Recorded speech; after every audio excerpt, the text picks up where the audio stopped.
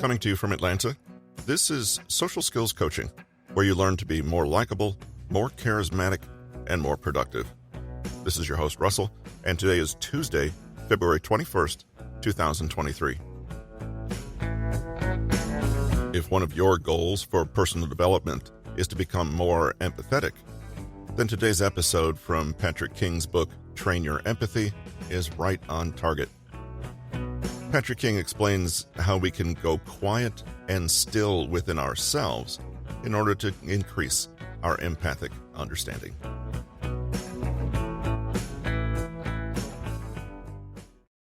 Here's the story of two good friends, Sky and Lake. One day, Lake asked Sky, "What's it like to be you?" Sky thought about it for a moment and then created a few impressively shaped clouds.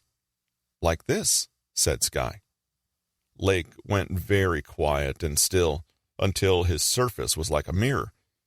In a few moments, the clouds that Sky had made were perfectly reflected on the surface of Lake. "Oh, I see what you mean," said Lake. When we listen empathically and reflect, what we're doing is going quiet and still within ourselves so we can receive as accurate a picture of the other person's account as possible. Then, we can hold up that same account and show it back to the speaker, asking, "Is this right? Is this what you mean?" And in the same way that a lake has to be free of ripples and waves to accurately reflect the sky, we need to be still and free from our own mental noise, prejudice, and ego to properly receive and reflect the narrative someone else is sharing. In our little story, the lake and the sky reflect each other so well that they are actually showing one another the same image. In a truly empathic connection, people can likewise feel that they get one another, that they're on the same wavelength, and that there is a real sense of in-tune conversation going on.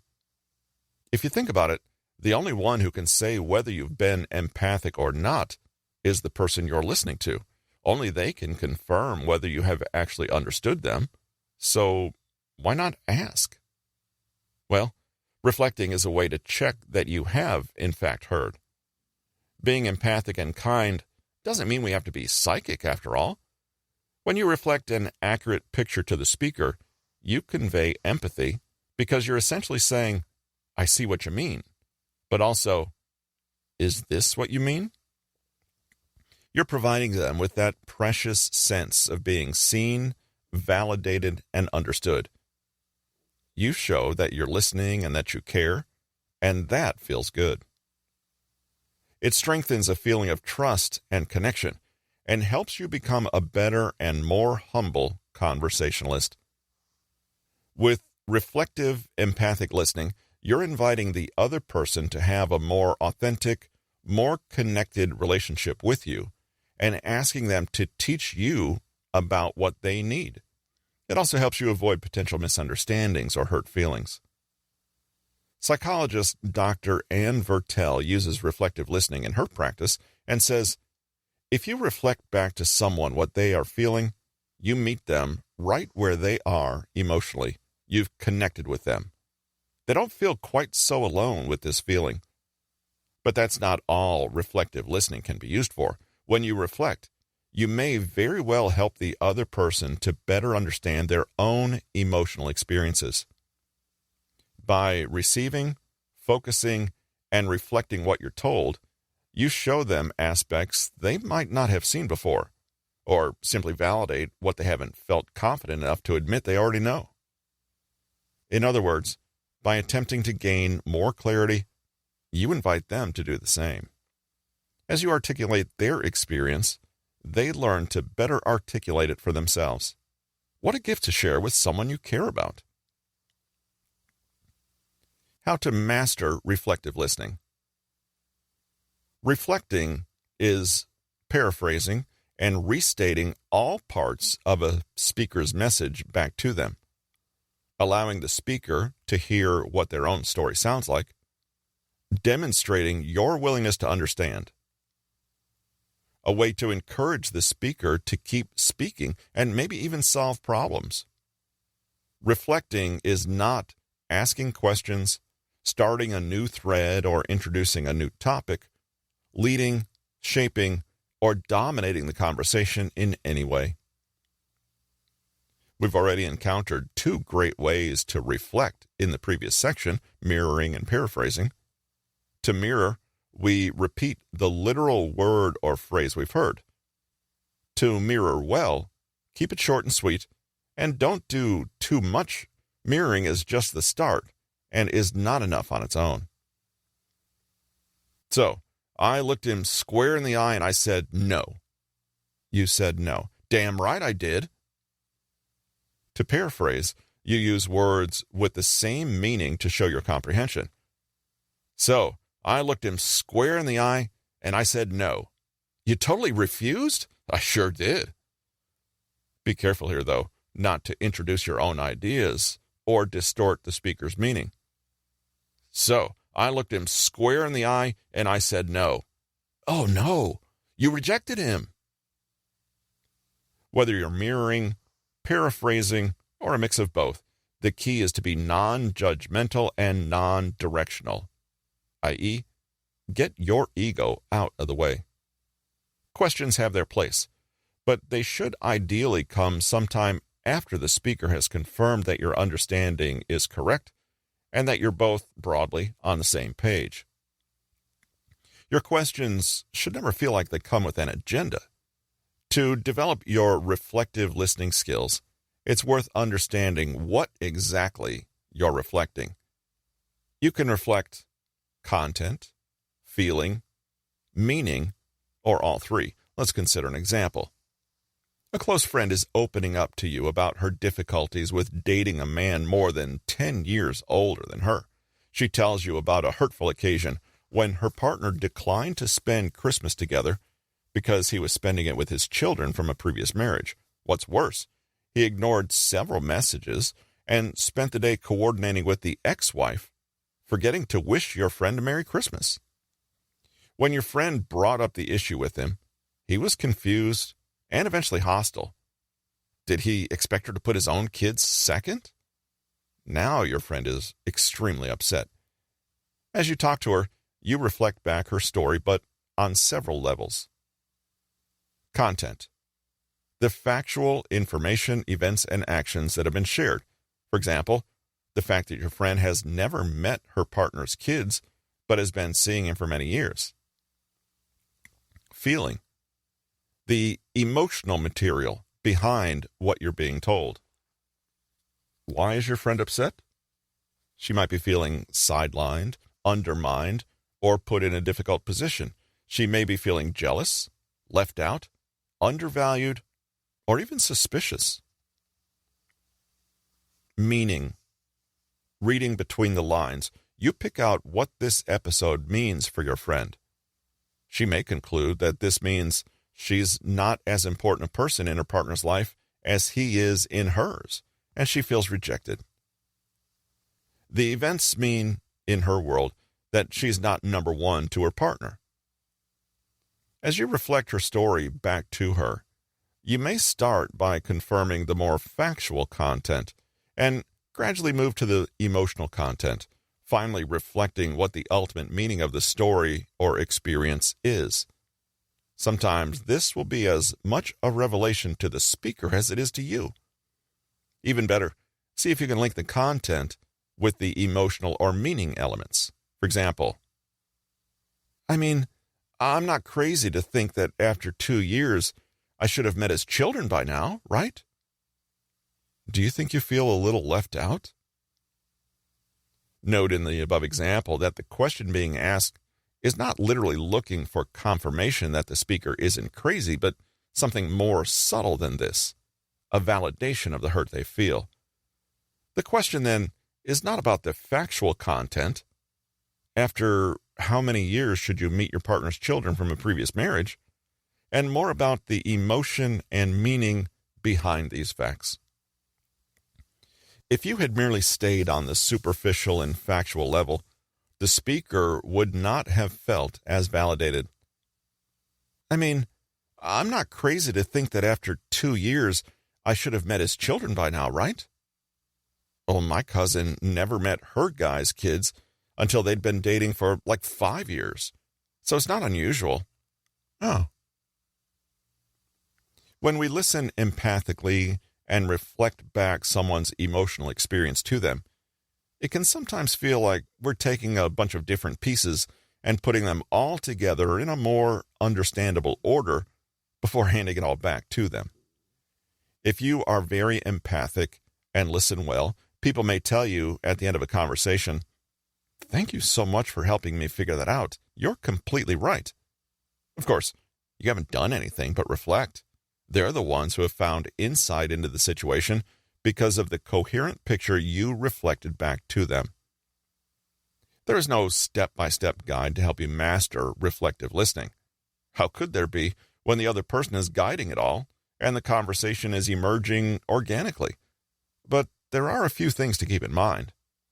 Remember also that practice makes perfect.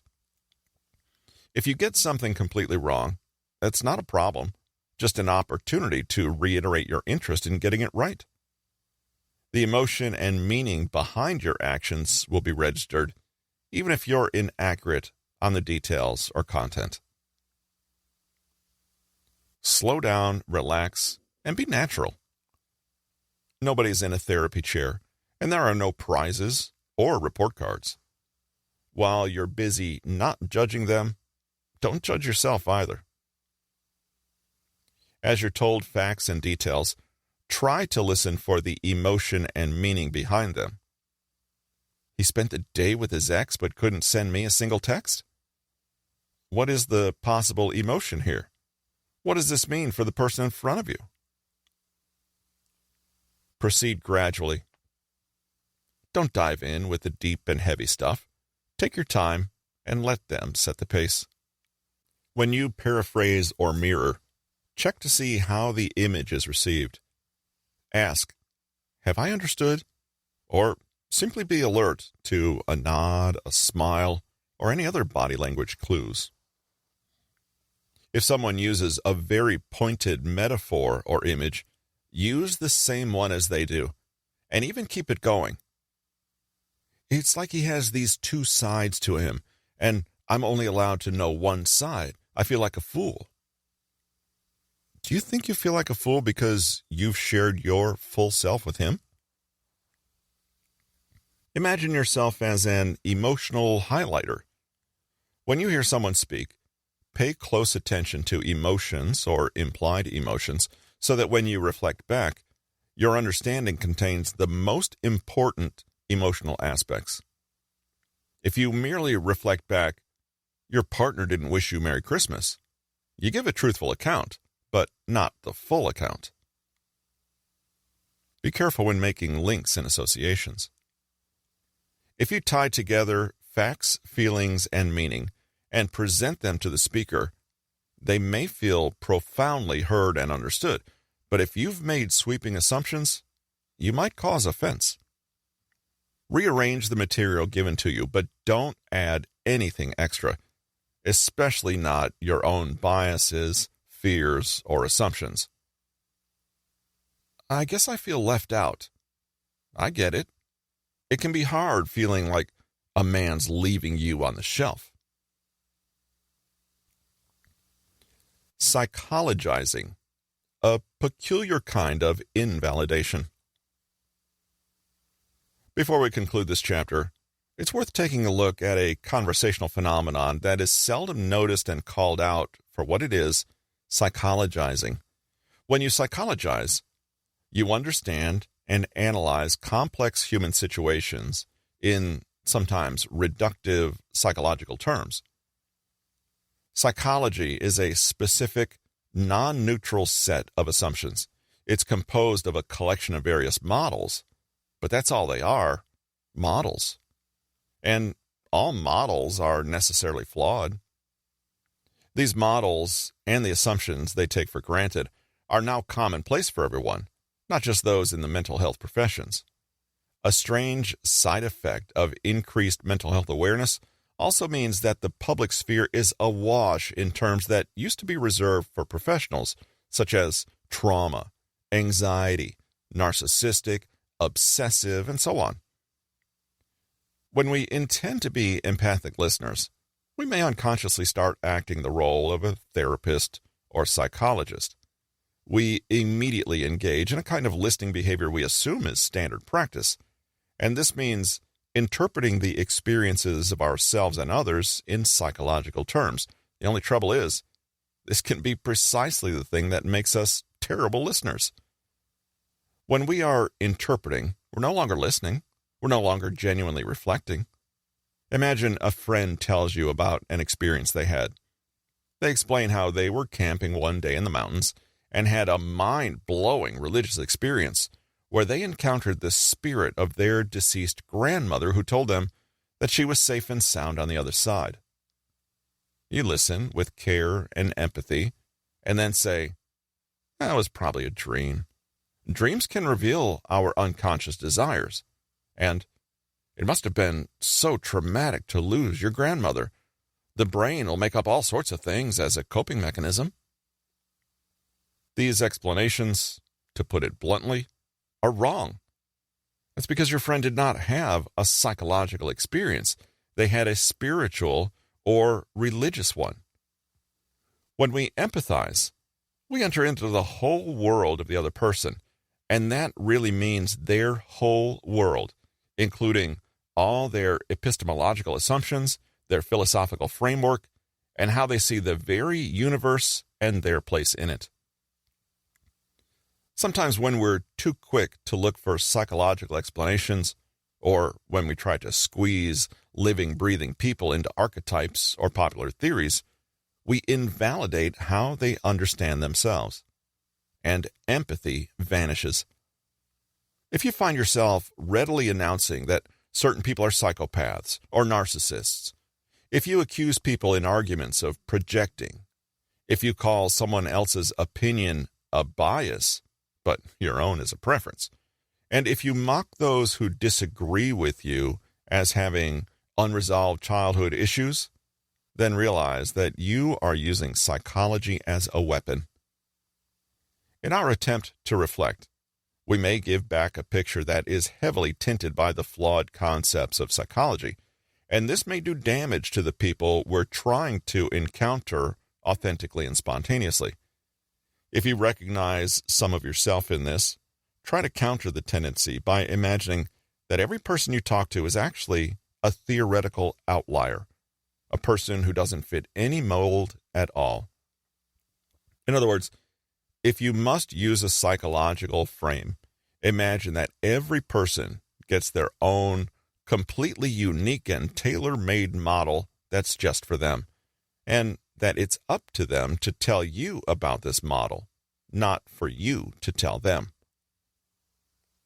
One of the best ways to cure yourself of the psychologizing habit is to really notice how bad it feels when people do it to you. Is it really helpful to have someone reflect back a psychological theory about your deeply personal, sensitive, emotional experiences? Wouldn't you rather just have them listen, treat you like the individual you are, and hear what you say without analyzing it? Banish psychological jargon from your vocabulary. And whatever you do, don't start sentences with, "Well, Jung once said," or, "According to the early behaviorists." Refrain from trying to explain people's behaviors to them or justify the present by looking to childhood or to the unconscious mind. Most of the time, this feels pretty invalidating. After all, people don't want to be examined.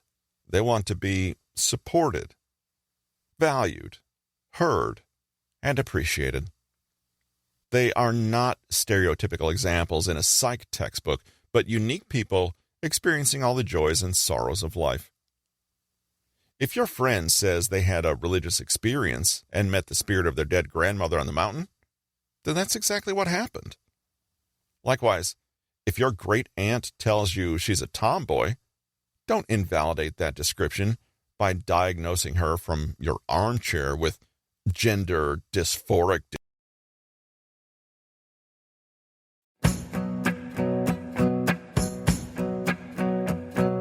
This has been Social Skills Coaching. I'm Russell, founder of Newton Media Group, producer of Social Skills Coaching. You can find us at newtonmg.com, and you can learn more about the author at bit.ly/PK Consulting. Join us again next week for more tips on learning to be more likable, more charismatic, and more productive.